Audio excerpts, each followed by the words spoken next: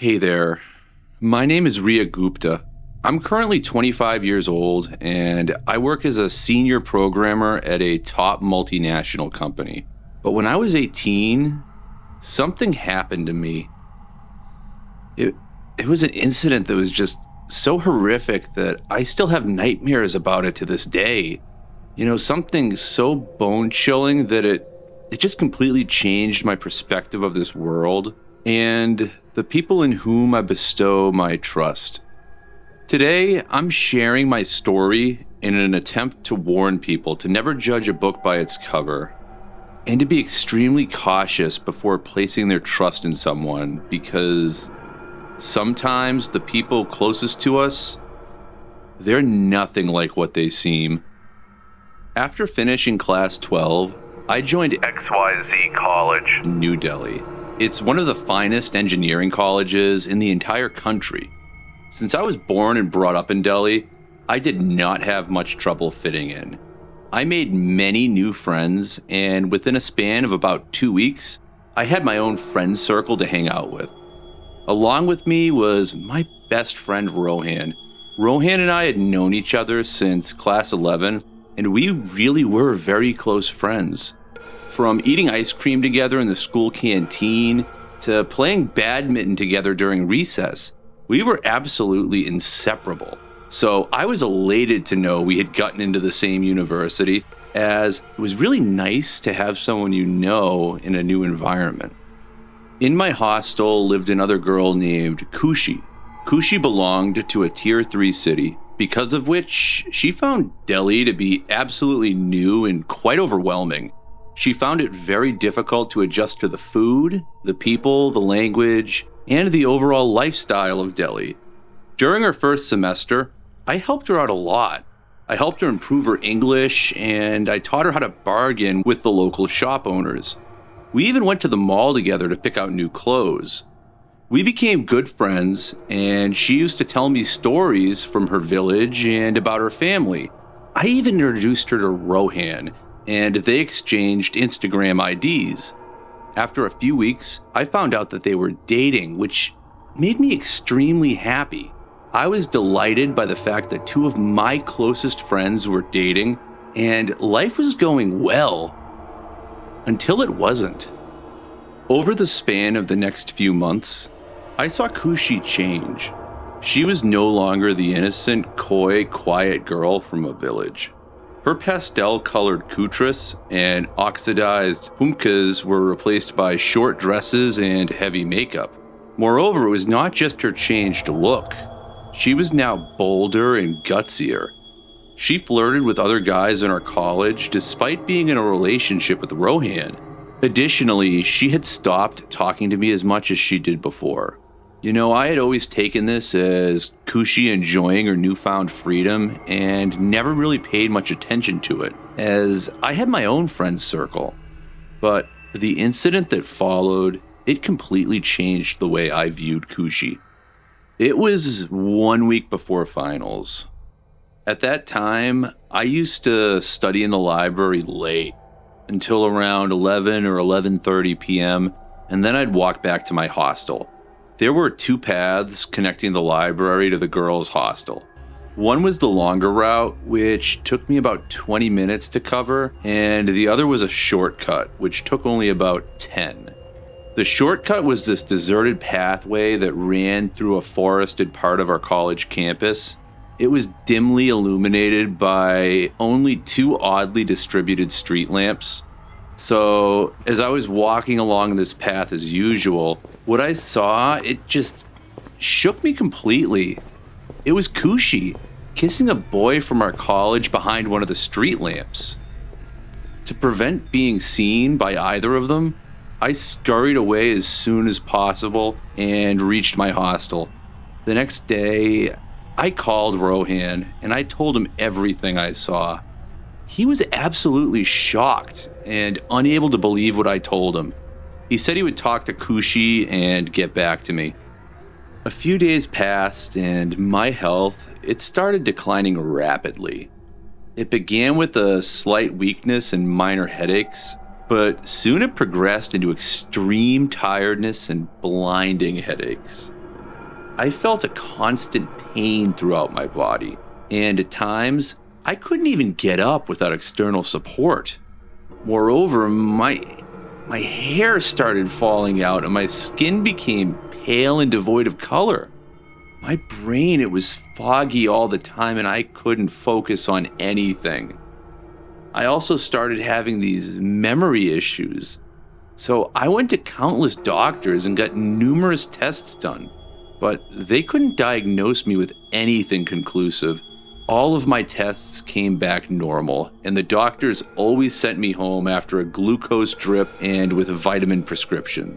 But I knew that something was wrong with me, almost as if something dark and sinister had latched onto me and was completely sucking out my energy. However, my friends, they knew about my condition and were extremely supportive and helpful. They took me from my hostel to my classes and back, and were constantly there for me. Even my warden was extremely caring and supportive and took care of me like I was her own daughter. And during this time, Rohan never reached out to me. He kept making excuses about being busy with academics and internships and never even came to visit. Finally, after a lot of nudging, he told me that Kushi did not like him talking to other girls and asked me to be understanding and respect his boundaries. Even though I was disheartened and annoyed, I did not press it further and I decided to let him go. A few more days passed and my condition continued to worsen. I started having mild hallucinations and headaches that were so bad they caused me to pass out. My parents, they kept insisting that I come home until I got better and had even decided to organize a puja for my well-being. Ironically, it was during this time of misery that I often observed Kushi. She had now completely morphed into the person that I once was. She was outgoing, she was charming, and she was loved by all. It was almost as if all my energy, all my vitality, it had been transferred into her. Then came the incident. It was something that completely changed the course of my life forever. It was late afternoon and I was walking towards my hostel after attending my classes. As soon as I reached the gates, my vision went blurry, my legs lost all sensation, and well, I passed out. My room was up on the 5th floor, and the lifts were closed due to a quarterly maintenance check. So the warden decided to let me rest in Kushi's room, which was on the ground floor, until I got better and I could get back up on my feet. After being passed out for almost 2 hours, I woke up still feeling dizzy and disoriented. I found myself in an unfamiliar and empty room. Feeling exhausted, even after 2 hours of sleep, I stumbled across the room and started searching through the drawers, hoping to find something, anything to eat. As I opened one of the drawers, my blood ran cold, and my hands and feet, they went completely numb. It was a voodoo doll. It had black-colored hair strands carefully woven into it and needles sticking out all over it. The doll's head, it was damaged, almost as if someone had used their nails to claw at it. Still unable to process what I had just seen, I started digging through the entire room with all the remaining strength that I had. I was just hoping to find something else that might answer the countless questions that were burning through my head. As I searched through the clothes, the books, and the other objects, I came across a small cabinet that I had somehow missed. And as I opened the cabinet, a chill ran down my spine, and my hands and my legs, they began to shake uncontrollably. I knew I was never supposed to see what I saw that day. It was a selfie of me, covered in blood and surrounded by black-colored candles placed symmetrically over a star-like tapestry on the ground that was made out of white powder. My brain felt overloaded as it joined all the dots together. All the pain, all the weakness, all the illness, it all started to finally make sense. Still shaking, I rushed out of the room and I called the warden and a few of the other girls from the floor. The last thing I heard was Kushi screaming as she was being dragged away by the college security before I passed out again. A week passed after the incident, and my parents took me to a temple, where the pandit performed some rituals that made me feel much better and relaxed. Kushi was permanently rusticated from the college on the grounds of performing black magic and engaging in occult practices. Everything was back to normal now, but irrespective of that, there was something that still did not sit right with me. That photograph. Where did Kushi get it? I was a very private person, and I hardly posted anything on social media. And even when I did, it was usually a group photo with a bunch of friends. Well, I have a habit of rereading my old chats with people.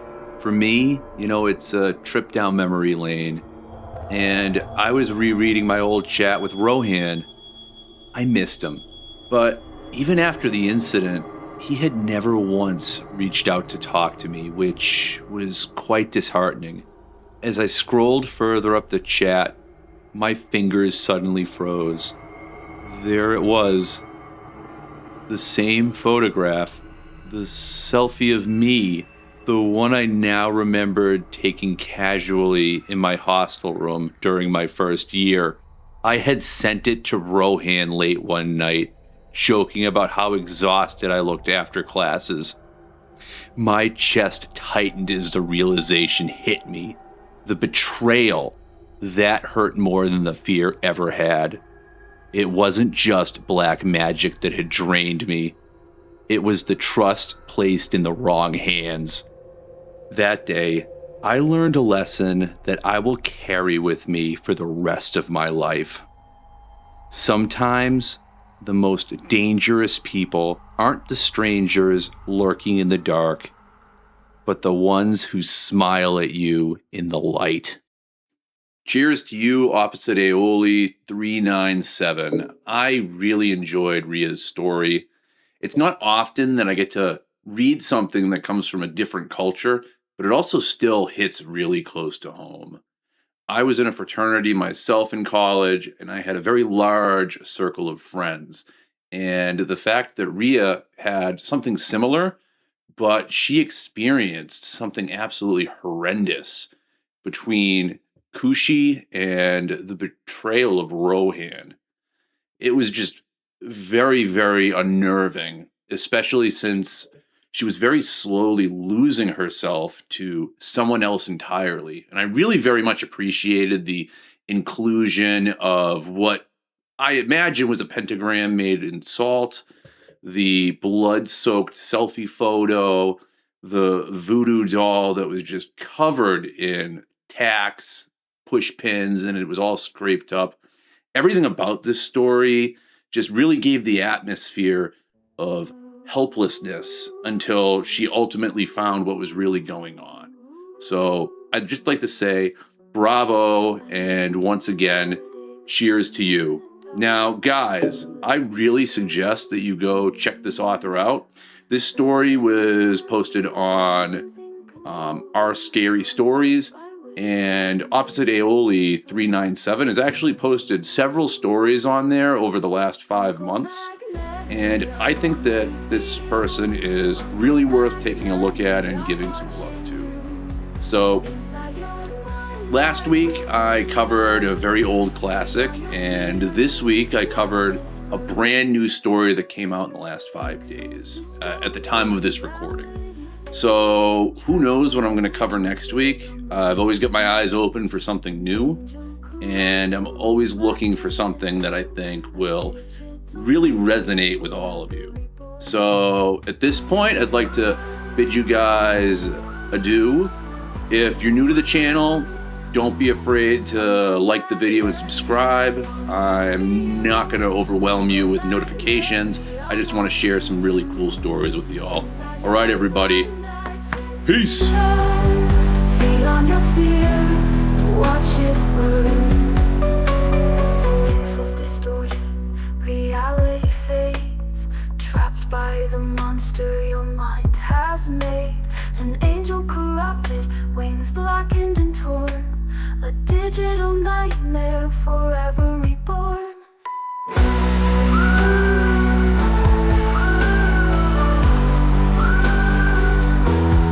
Uncle Magnetti, I want to be you. Uncle Magnetti, I'm watching you. Inside your mind I twist and turn. Feed on your fear, watch it burn. No escape from my gaze, my hunger's delight.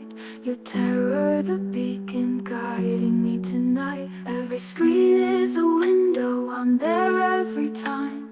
Bound by the glitch, a ghost in